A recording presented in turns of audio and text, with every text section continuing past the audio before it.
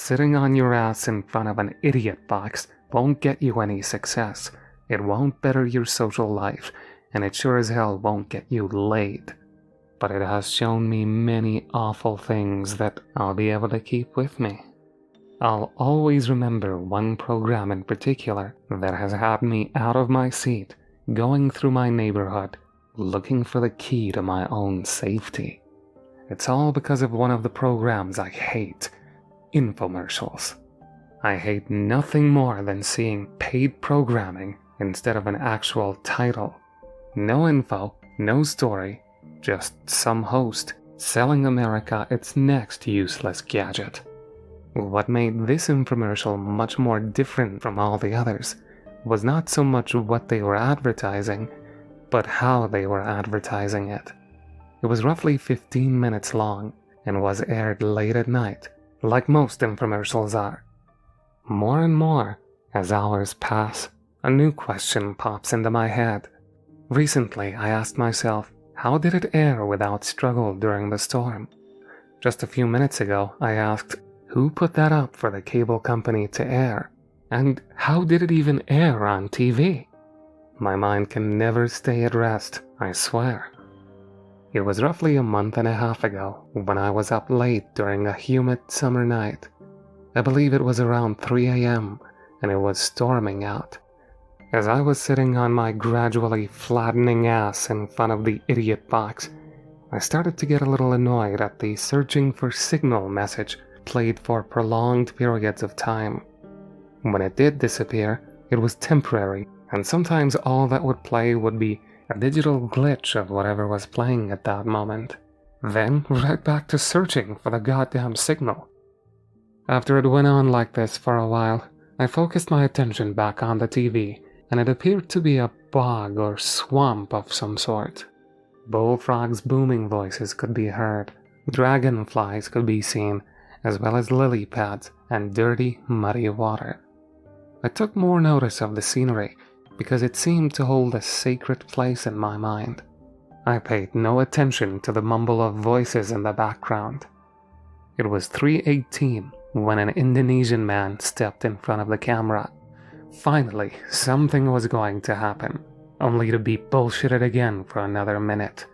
He was talking to someone outside the shot, and seeing as how the camera shook a little bit during the response to the man in front of the camera, I figured it was the cameraman being spoken with. The man in front of the camera turned away from the screen to his right and yelled at something. The yell was full of rage, like it said something hostile or violent. Maybe a threat? At 3:19, the Indonesian man spoke with a heavy accent. So heavy most people wouldn't even be able to understand him. I don't know how, but I was able to decipher most of what this man was trying to say. He started, "Good evening. We have yet again our high-quality product available for sale. Stay tuned to watch us perform 3 tests with it to show how top quality it is." What are they selling? The host made a motion with his hand that said, "Come here." It was gestured to his left. At 3:20, a large alligator appeared. It had jagged, rough-looking skin, and its teeth looked like they had been sharpened with a hard mineral. It was something out of a horror movie. It wasn't that creepy, though. Because of all the deja vu moments, I felt like this could very well be a part of them as well. At 3:21, the host said, "Okay, first we will test the quality of this creature's skin." His hand reached up above the view of the camera, and he was handed something. Bringing it back into the view, we see it as a sharp, serrated blade. With absolutely no expression of fear whatsoever, the host casually walked up to the gator like it was a domesticated pet. My heart dropped as he began to saw at the skin of the gator. Very oddly and predictably, the gator did nothing at all. He just lay down and took the cutting like it was a normal thing. The host finished up at 3:23 and said, "See? Not a scratch left on the skin." He was telling the truth. Not one scratch could be found. I was almost impressed by it. I kinda wanted to see if it would cut it. We seem to be running out of time, so we shall begin the other 2 tests at the same time, using the same subject. He said it all with a smile. We shall test the cutting capability of the teeth and the power of the jaw. He backed away from the camera and looked to his right and screamed. He made a quick and violent gesture for whatever it was to get to where he was at.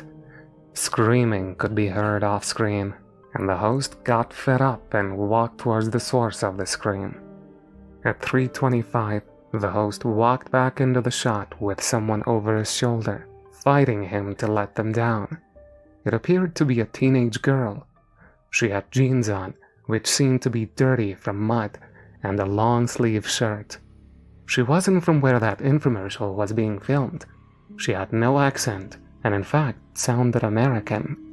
What should have been shock for me was simply an expression of indifference, a poker face of sorts.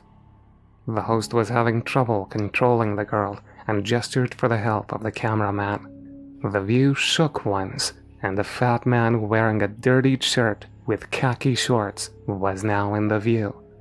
The cameraman picked up the girl's head by the hair and hit her in the face with a hard haymaker. The sound of the blow was impressive. It was enough to control her and settle her down, for the moment. It made it easier for the host and the cameraman to grab her by the wrists and ankles and toss her to the left, where the alligator was. That is when my heart dropped a little. The alligator wasted little time. As soon as the girl landed with a thud, the alligator bit at her and consumed her entire arm. She let out a wail painful to hear for the normal person, and with that followed heavy gasping and sobbing. None of that noise lasted long, as the alligator bit her neck from the side and devoured half of it. The screams and sobs turned into gurgling. Blood, I thought.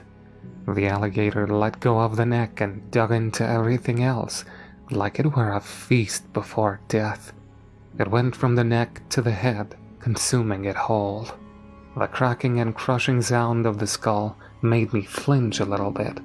From there, it went to the torso, to the legs, and so on.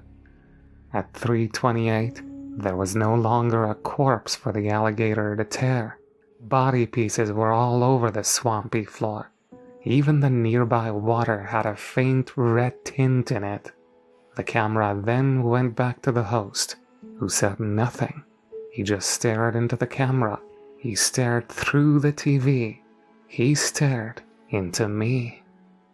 The stare is what sent chills down my spine. It was like he was watching me, waiting for me to move or say something.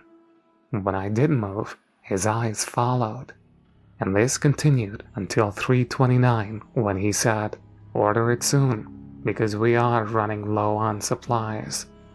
Even while saying that, he had that soul-piercing stare in his eyes. The channel went back to static, and the infomercial was over. All of that night was over to me, but what stuck with me was that stare. From then on, I couldn't sleep as well as I used to.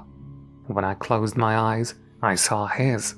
When my eyes were open, I saw his entire face. It was happening so often I considered learning how to live with it. Eventually, I saw him on the television again.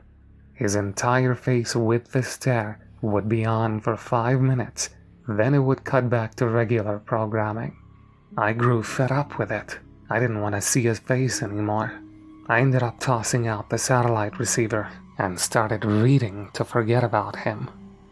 However, in the small sewers of my deepest system of thought, I had to go back over those questions. I had to look through all my thoughts that weren't fried by the idiot box. Did I not want to see him because of the stare on the screen that I despised so much? Or was it because he gave me that stare in the past and said, "We're low on supplies, so help me with this girl or our restock will be instant"? It creeps me out what he threatened. It creeps me out even more than the thought of being watched through the television screen.